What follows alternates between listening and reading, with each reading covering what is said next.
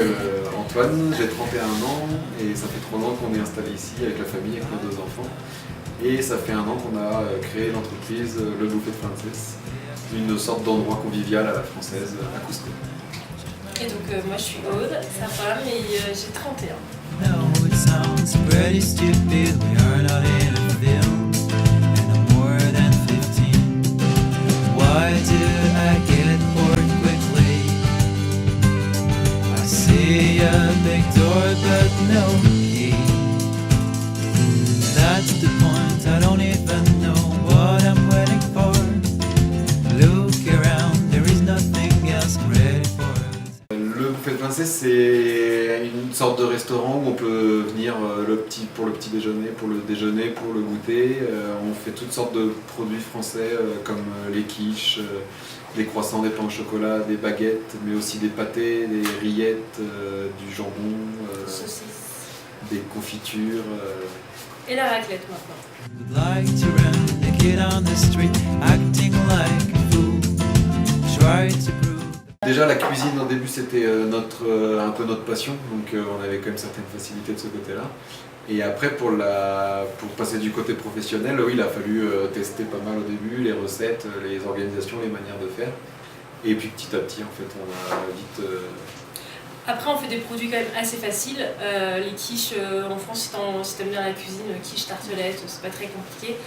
La baguette c'est compliqué, baguette, croissant, pain en raisin, ça c'est plus compliqué.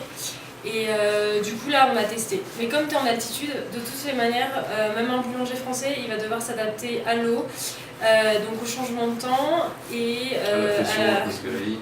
Et à la farine aussi, et à la farine qui est aussi. différente. Donc voilà, tu es obligé de modifier des recettes. Donc n'importe qui aurait dû de toutes les manières essayer de chercher pour... tâtonner. Voilà. Parce qu'on est à combien d'altitude à Cusco là? Entre 3200 et 3500 à peu près. It's not frozen to make every day good.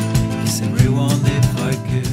Ça vient de l'idée de base du projet qui était de créer quelque chose d'économiquement rentable pour subvenir aux besoins de notre famille et pouvoir aussi profiter à des jeunes qui sont ici à Cusco, qui n'ont pas de formation, pas forcément de famille, pas d'argent pour étudier.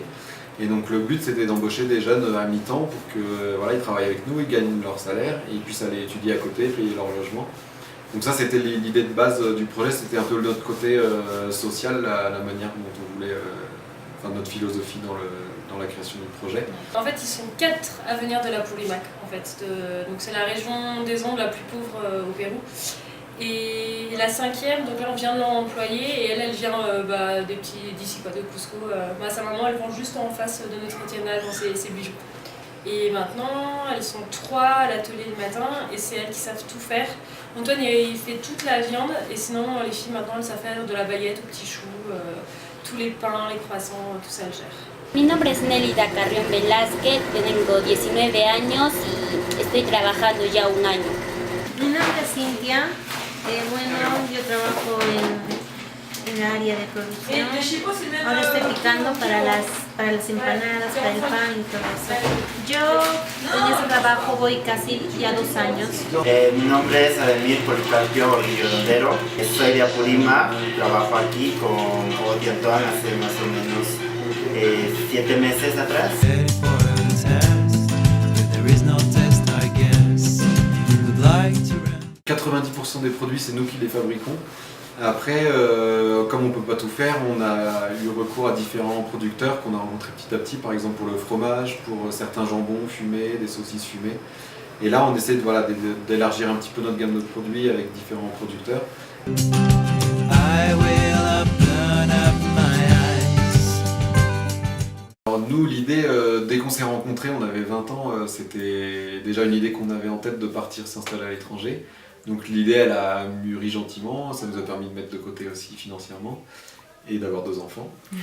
Et du coup, le déclic a été mon oncle qui est assez proche de moi en âge, on a 6 ans de différence. Alors cet oncle est prêtre au Pérou depuis une dizaine d'années. Donc il connaît bien le contexte local. Il est même dans l'Apurímac, donc c'est lui qui est dans les régions les plus pauvres. Parce que son projet c'était vraiment, vous créez une boîte, moi je vous aide, et puis après, moi qui connais plein de jeunes de l'Apurímac qui viennent après à Cusco, qui n'ont pas de famille, qui sont exploités ou qui se galèrent, bah, du coup, ils pourraient avoir un lieu voilà, chez vous ou après une boîte avec qui ils pourraient apprendre à se former, à travailler et puis voilà, à pouvoir justement après avoir un salaire qui leur permette d'étudier à côté. Du coup, ça a été vraiment son gros projet. Et du coup, il nous a appelé par Skype un jour. Et 9 mois après, on avait tout vendu et on arrivait au Pérou avec nos 10 valises et nos 2 enfants. C'est ça. Never fly like saucer crashes. Please wake me. Non, Vous êtes partis, mais on vous est ne parti saviez pas pour vraiment. élever des cochons, après pour élever des poulets, après on a créé une boîte de photos, de communication. Celle-là, on l'a encore qui avec, suit toujours avec des jeunes avec lesquels on est en contact régulièrement. Après, on a pas mal travaillé aussi sur l'édition d'un livre sur l'art cusquenien. Et après, voilà, petit à petit, on est arrivé à créer ce buffet français. L'idée de base, c'était vraiment qu'à un moment donné, à Cusco, la nourriture est compliquée à trouver. Et l'idée, c'était vraiment de réunir sur une même plateforme des bons produits pour les offrir aux gens et faire découvrir.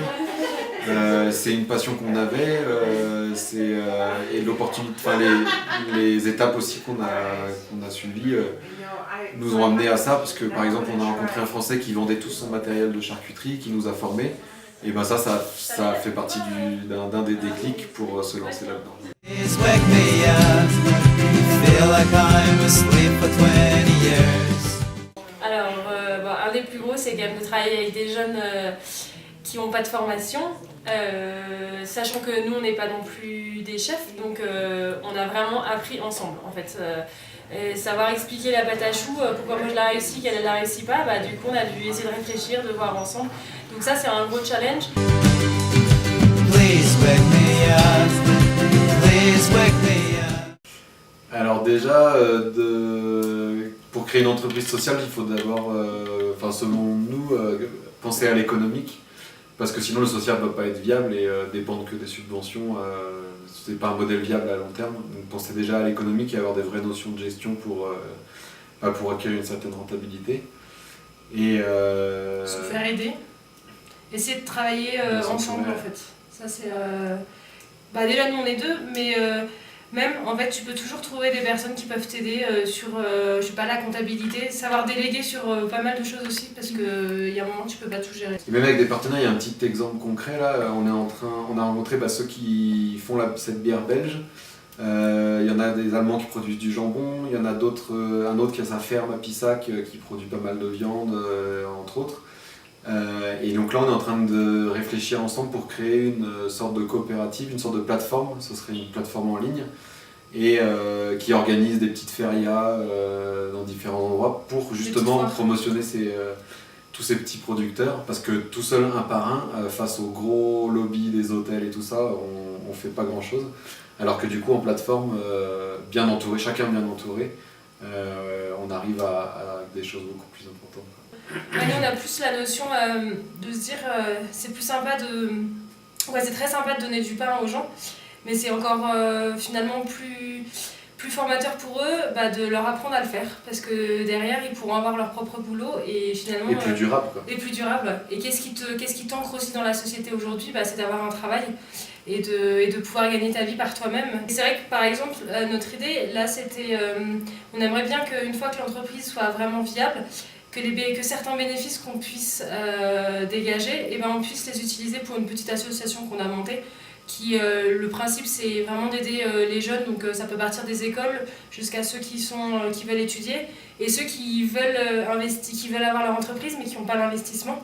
Et du coup notre idée c'est de se dire pour le moment on a des gens en France qui nous aident, mais ce dont on a vraiment envie c'est de pouvoir que les jeunes en fait qui vont travailler avec nous un jour puissent donner une partie de leur salaire, ou que l'entreprise, les bénéfices qu'on va dégager, ça puisse aider d'autres jeunes à se former, d'autres jeunes à étudier, et voilà, que ça soit vraiment un peu un roulement et que ceux qu'on a pu aider puissent aider derrière.